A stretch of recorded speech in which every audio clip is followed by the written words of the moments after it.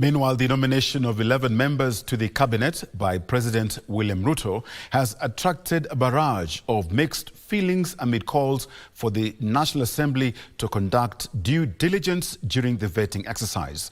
At the same time, a section of religious leaders and university students have backed the new lineup, urging for patience to allow the president address the grievances raised by the youth.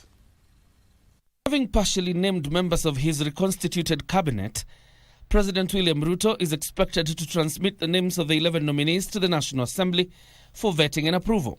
And with the National Assembly expected to resume its sittings next week after a short recess, the Appointments Committee of the House is under pressure to do due diligence on all nominees. Westland's MP Tim Wanyonyi has called for a thorough vetting exercise. It is something that should not just be left to Parliament. It should be people now should come up, those who know these candidates and they have any information that can guide the vetting process, to bring them forward, come and participate, so that we come out now with Kenyans who deserve to sit in those offices.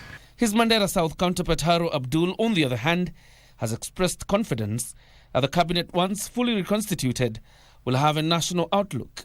I would also want to see the face of the whole stratification of our society. For example, the youths in this country, particularly from the recent agitation.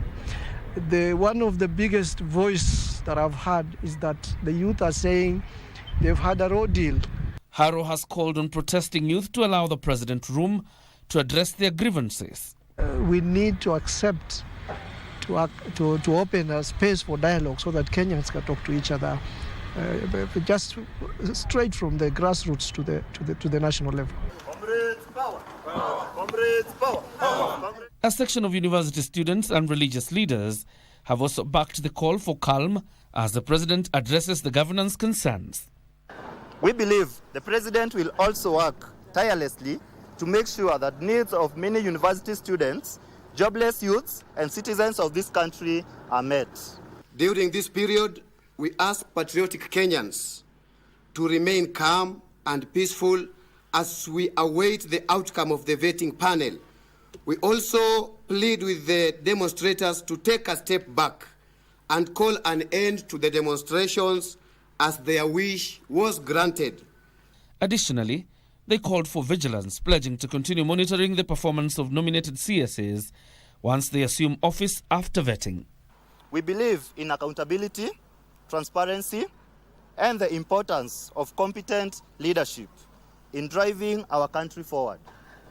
We religious, we people of peace, and we don't want it to antagonize our country. There is a process. Now this process, we need our parliamentarians now to do their work. John Jacob Curia, The Legends Edition.